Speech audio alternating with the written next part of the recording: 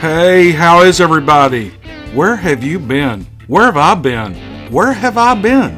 I've been busy at work. I've just been loaded up with work. It's been a couple of weeks since we put a video out, but we're doing one now. I think you're going to love this one. We've got 3 really good stories. The first 2 are great. The last one is awesome. If you're on the research end of Bigfoot, if you're one of those researchers, you're going to love it because it is packed full of information. Hey, here's some new t-shirt designs we've got up. If you like them, take a look at our Teespring store. Otherwise, I'm ready to get into these encounters. All right, here we go.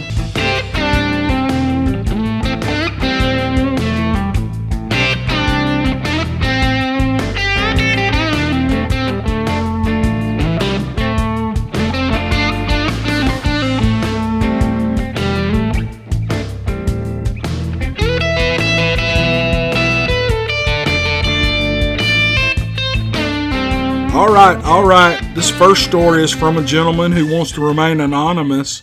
He's recounting a story that his uncle told him, and I love these stories from the past because, you know, before there was the internet and people could just post stuff instantly, before the information age was so accessible. And I really enjoyed this story, and it's really scary. Hello, Mr. Dixie. I'd like to keep my name anonymous, but I'd like to start off with saying that I've been watching all your videos in search of answers. Now, this is not my story, but my uncle's story. Before my Uncle Don died, I stayed with him and we talked about all kinds of things. But one thing that stood out to me was his story of the Bigfoot that he encountered. He told me it started when him and his twin brother Danny were up in Colville National Forest in Washington State felling trees for firewood, as is something we do to this day. But this particular time, my Uncle Don said he heard something down on the other side of the logging road in the thick bushes.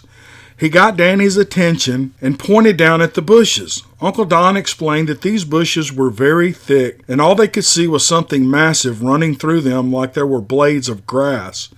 Both my uncles climbed down to see what the heck could have torn through those bushes like they were nothing. They got down there and slowly fought through to get to the bush. As they made it in, they came to a smashed down clearing in the bush where they saw a very large grizzly bear lying dead on its back. Uncle Don explained to me that it looked like something had killed the bear by twisting its neck, and the sternum of the bear was ripped open like an open heart surgery. The heart, liver, and other organs were eaten or pulled out. Uncle Don said he heard a gurgling scream so loud that he and Danny could feel it in their chest and they were terrified. And without saying anything to each other, they began to run up the logging road where the truck was. Uncle Don said they were so scared they left all the logs that were cut and mostly all the split, all along with the chainsaw and a gallon of gas and bar oil. He told me how he would never cut on that logging road ever again. I apologize, I'm not the best writer, and I hope the story makes sense. I just wanted to tell you the best I can and hope you can read it, as both my uncles died of cancer years ago, and I wanted their story to be told. Thank you very much, Mr. Dixie. Sir, you write really well, and there's no doubt that you conveyed an awesome encounter. I have heard of bears being killed by Bigfoot. It's unbelievable. The grizzly bear, if it's not the strongest creature in North America, then it's real close. And for something to be able to kill this thing, rip it open, and eat its organs out, it's pretty amazing. I love these old stories, and I really appreciate you sending that in. This next story is from Mark. Mark has 2 encounters. Sit back and get ready for a good story. Here we go. My first encounter happened while hunting deer with my dad, my uncle, and a friend here in Utah at age 11. My stepfather and uncle told myself and John to wait for a couple of hours before we were to head up the right side of a fair-sized draw my dad and uncle would get to the top of and wait on us. Then a couple hours or more later, we were to head up the right side making noise, throwing rocks and sticks down into the bottom of the draw, hopefully herding any mule deer to the top. Well, around a quarter of the way I stopped because I thought I heard something. We waited and listened quietly, but we heard nothing. So we started up again. reveling in making all the noise that two boys our age could make. This time John threw his arm across my chest to stop me. "What was that?" he asked me with his eyes as big as saucers. We had heard what sounded like a deep huffing and growling. We were very still, and then pine cones and sticks were both thrown at us, but not hitting us. "All right, game over, Dad and Uncle," so I yelled up towards the top of the ridge. "Hey, knock it off, you guys. I thought we were here to deer hunt. You're not scaring us. We know it's you." Silence was all we got for what seemed like a long time. Then what appeared to be a waterlogged 4 to 5 foot long chunk of tree, and I would guess about a foot in diameter, came spinning through the air so hard it sounded like a whoomp, whoomp, whoomp of a helicopter blade as it spun through other tree limbs and breaking them and crashing down into the draw. John said, "What should we do?" And I said, "Let's get the hell out of here," and took off down the bottom, zigzagging around trees. Behind us, we heard crashing of bushes and trees. And when I say trees, I mean snapping of tree trunks like large caliber rifle shots. And as I'd stopped to glance back, seeing splinters and chunks of trees flying like a bomb went off. As we ran along the partially frozen, muddy stream, we saw large, bare, human-looking footprints. And behind was this huge figure with the sun now halfway over the top of the mountain to the east of us, so it was a massive silhouette of a gigantic human-looking figure. You could see the sunlight coming through the hair all over the silhouette. We continued to run, stop, and then finally we were at the Jeep.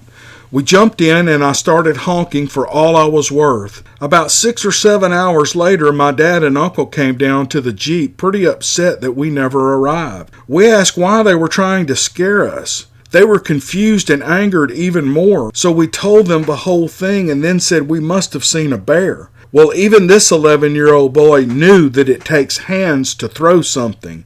After being laughed at ruthlessly, I never told a soul. And then my second encounter happened while stationed at Fort Sill, Oklahoma, and pulling field guard on a battery section of self-propelled artillery in the early 90s. It was this terrifying encounter that made me realize what had happened at age 11. There were 2 of us. I was a corporal at the time and the other soldier was a PFC. The howitzers were set up for training classes for the MOS 13B10 gun bunnies. We were part of the training cadre. You were required to check in with the CQ at headquarters every hour on the hour. It was a weekend, so our job primarily was to make sure no civilians were out and about messing with the stuff. It was an open post back in the early 90s when this occurred, so it wasn't unheard of that folks would wind up on wrong roads or even on the firing range.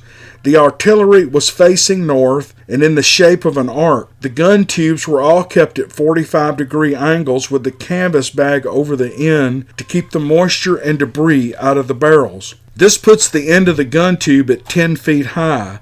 So at 0240 hours, we leave the tent to check the gun and to make our report to headquarters at 0300 hours. The PFC went to the west and I went to the east. As I was approaching the second to the last gun, I heard a growl. I thought it was a coyote and I was going to expend a magazine of blanks to scare it off. They don't give live rounds to us unless we're qualifying with your weapon. So I crouched low alongside the left track and duck walked slowly towards the front of the gun, rotating my selector switch from safe to auto on my M16A1 rifle. I was ready to peek around the track and fire when another growl came that was so guttural and low I felt my breastbone vibrate along with my hand guards and the metal ejector port flap on my rifle. I looked up and saw the Sasquatch standing under the bottom of the elevated gun tube with its left arm slung around the gun tube, its right arm hanging down loosely. Well, being older and now understanding what had terrified and chased us when I was 11, I started talking to it and saying, "Please don't hurt me. I just want to get back to my tent." I was backing up slowly as I kept saying this to the beast. I knew my blanks would most likely piss it off, and I didn't know if there were more. It just watched me. Well, I bumped into a fire barrel. They're used for the trainees to warm their hands. But in my mind, I had bumped into another Sasquatch, and I was going to be ripped limb from limb. As I quickly looked back, I saw the barrel, and my head instantly whipped forward again, and it was gone. Gone without a sound. I kept backing up all the way to the tent flap. I ducked inside, and the PFC wasn't there. Was he alive? I had like 3 minutes tops before I had to report. Then the flap of the tent whipped back, and he was there, as white as a ghost, and he yelled, "What the hell was that?" I told him what I thought it was, and he said it was a bear, or maybe I was seeing things. Well, it was neither. He asked if I was going to tell HQ. I said I was. Hours later, when the rest of the cadre showed up, including the XO, he took me off to the side and actually said, "If you insist on including the Sasquatch in the written report, then my military career would be over." He said, "Corporal, what happens in the field stays in the field. Do you understand me, Private? Being married with 2 young sons, I kept it out of any official scrutiny. The Sasquatch are real, very real. I've been in this bottomless rabbit hole for over 27 years trying to understand who they are and why they showed themselves to me. I have 2 active areas here in Utah that I've been working in, but mostly just more questions than answers. The Sasquatch are an enigma to be sure. Thank you for your interest and your time." You know, that's another military story that I never really thought these military guys had many encounters. But the more I study this stuff, these guys out on these military bases, they actually see a lot more stuff than I thought they would. So that's real interesting. This guy's had 2 encounters. I would say he's a believer. Thanks for the story, buddy. You wrote it really well, and I enjoyed it, and I know everyone else did. Thanks. I think you guys are going to really enjoy this. This is a little bit of a long story, but it's packed with information, full visual encounters over a long period of time. And whether you like a story or you listen to gather information, anybody who listens to this is going to love it. I think it's awesome. I want to, before I even start, thank the gentleman for taking the time to write all this down because it's really good stuff. He writes, "My wife and I have lived in North Carolina near the Appalachians for 20 plus years now. I had hunted the woods behind our home for many years without ever knowing what I know now. There are literally thousands of acres of pristine wilderness around the area where we live. Here is how our story begins. Years ago, my son and one of his buddies from school had planned to camp out in our yard. Both boys were around 10 years old at the time. We used to have a 4-foot fence that ran all the way around our whole yard. I got home a little late that evening and both boys were in the living room. My son was on the couch and I asked him why the boys were not outside camping. He said that he saw a Bigfoot. I laughed at him and told him there was no such thing like that around here. I told him maybe he saw a bear, but he insisted on his story and I could not get him to go back outside. Later on, I found out that he had walked out behind the tent to go to the bathroom and he saw the creature on the other side of the fence. You have to understand, I don't believe in Bigfoot at this point in time. The boys would never camp out there again. I don't guess I blame them. And so time went on. A few years later, my son was around 12 years old, and he told us again that he saw a Bigfoot. He said while I and his mother were at the grocery store, he went out on our porch and heard something next to the woods.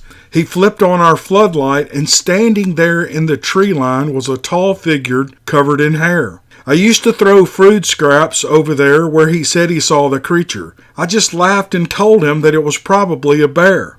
I didn't think much about it until I had my own encounter. You must understand that Bigfoot was not in our thoughts or our vocabulary. We spent no time thinking about the subject. Years went by.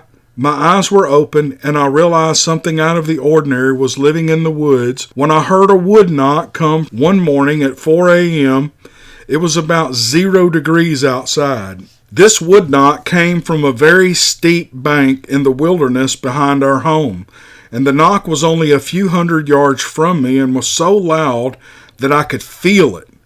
I was shocked to say the least. There are no people behind our home, no lights. Nobody would be back there in the dark in this weather, so I knew what I heard was real. I decided at that point I wanted to get a picture or some evidence of what I heard. I wanted to see one. A few weeks later, I went out to the area where I heard the wood knocks and set up a trail camera. I put some bread and peanut butter out, hoping to entice whatever was around. After a few days, I went back and pulled the SD card from the trail camera to check my pictures. I got a very strange picture. Understand, I was new to this and did not know what I was looking at. Over time, though, studying the picture, I realized that I was looking at a group of Sasquatch on all fours. At the time, I did not know that they traveled on all fours. I always saw them on two legs on television. I only thought they walked like a man, which I found out to be untrue. The day the picture was taken, it was pouring rain, and the camera lens had raindrops on it, which blurred the picture. The clearest image was the auburnish-colored Sasquatch reaching into the bait pile. I went back up there and measured the top of its head, and it was at 5 feet with its hands on the ground. If it stood straight up, it would be close to 10 feet tall. This picture, although blurry, along with the wood knocks, made me an absolute believer in Bigfoot. I continued putting out my trail cameras at the different locations, and I got a picture of some of the little ones and some other strange pictures of hair-covered limbs and other things that were hard to explain. You see, when the camera flashed on them, you would never get another picture unless you continually moved the cameras around to different places. I figured out that they could see the glow of the infrared bulbs when the camera lit up at night. We also found 2 different piles of green poop about the size of a cow patty that I believe came from these creatures. They had been eating on some of the rhododendron leaves in the area, which I found fascinating because rhododendron leaves are mildly toxic. I guess hard times call for hard measures, or maybe they eat them to get rid of worms or parasites or something. I'm not sure. I got a sample from some of the feces and stored it in a Ziploc bag. I've got a few more pictures, but decided not to put out the trail cameras anymore because I could tell it scared the crap out of them and I was afraid it would drive them from the area. I also put out another bait pile and kept it baited. I would carry a 5-gallon bucket of bread every evening to my bait pile and it would all be gone the next morning. One day, I decided that I'm going to prove these creatures exist to the world. So I set up my rifle from a room in our house and had it ready to shoot if one came to the bait pile. Several days went by and I watched morning and evening, never seeing anything, no deer, nothing.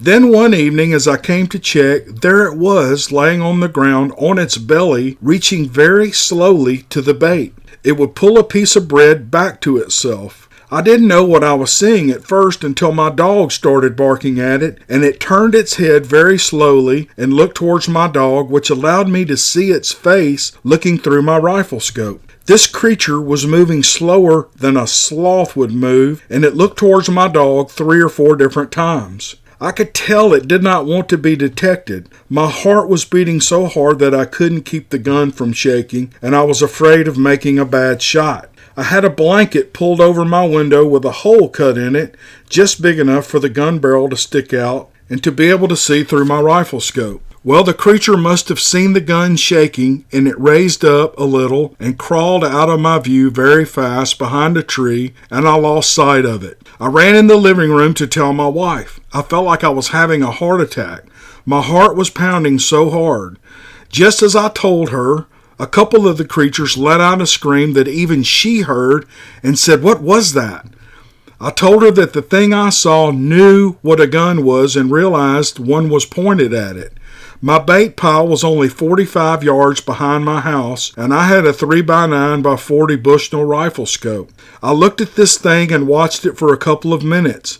Let me give you a description of what I saw. It was around 7 to 7.5 feet long on the ground, and it was covered in auburn hair. the color of dead pine needles. I could see twigs and leaves in the hair on its back, and the hair was dirty and matted looking. I noticed the hair hung about 3 inches off of its arm when it reached for the bread. It had no hair on its fingers, and it was holding itself as close to the ground as it could, moving very, very slowly. Its face was light-colored, tannish, wrinkled, and it had no hair on its face, and from its brow ridge to just a little below its mouth. Its face was flat, no snout, no visible ears. Its nose was flat, and its nostrils faced outward, not downward like a human. I could see the inside of each nostril because they faced outward like a gorilla's, but much larger. It was pinkish inside the nostrils. It did not have a human-looking nose, nor did the ones I got the pictures of. Their noses are like the great apes. Its mouth was closed when it looked in my direction, so I couldn't see any teeth. Its head was more rounded and not conical as the one I got in the photo. I don't believe the one I saw was full grown yet. Its eyes were dark, at least what I could see of them. It never came back again in the daylight hours. I never saw it like that again. Later on, I was feeling very discouraged, so I removed the rifle from the window and hoped I would get a glimpse of it again.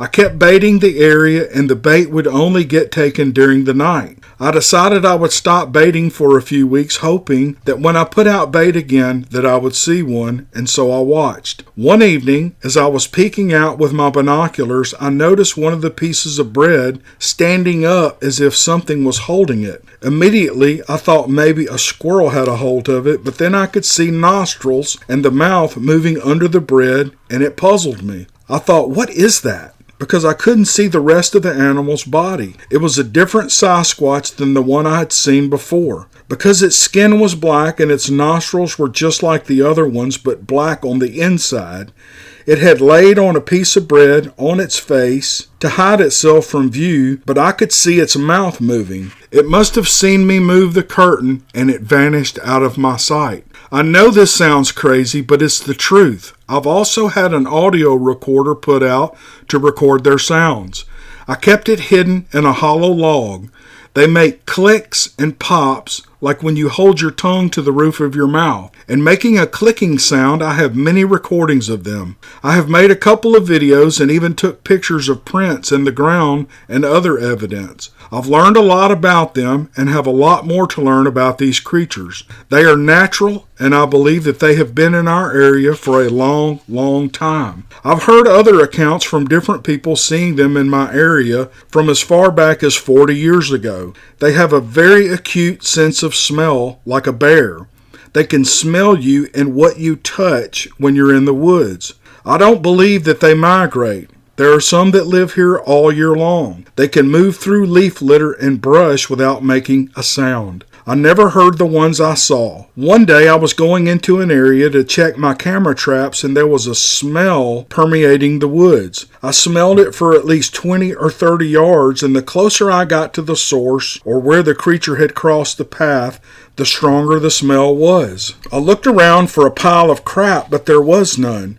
This smell was on something that passed by on the trail. It smelled like when someone is sick with a bad case of diarrhea that makes you want to run away and vomit. This is my opinion. I believe this smell comes from the alpha male, maybe from scent glands or something else on him. I didn't smell that smell where other ones of them had been. Their sounds are quiet. They have their own language, clicks, and pops. They can also whistle and mimic different birds. The bigger ones have a deeper call, like when a man has a bass singing voice. I've also heard them snort and grunt like a hog. I am an honest man, and I have only gotten ridiculed and laughed at for sharing this story. I don't believe in lying, and I'm not seeking any fame. I don't know much, but what I do know is that these creatures are real, and it's only a matter of time before someone proves them to be so. Thank you for sharing our story, and God bless. Man,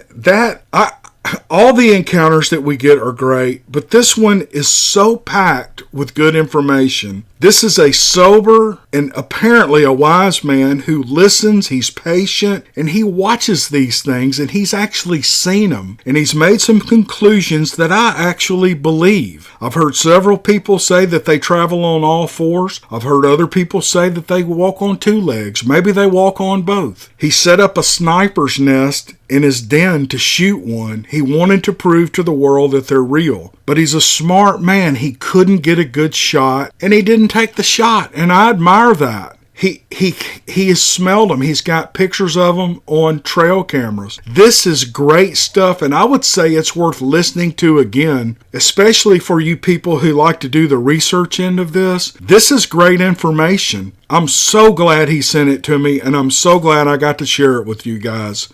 Okay, that's going to do it for this video. Thank you all so much for listening.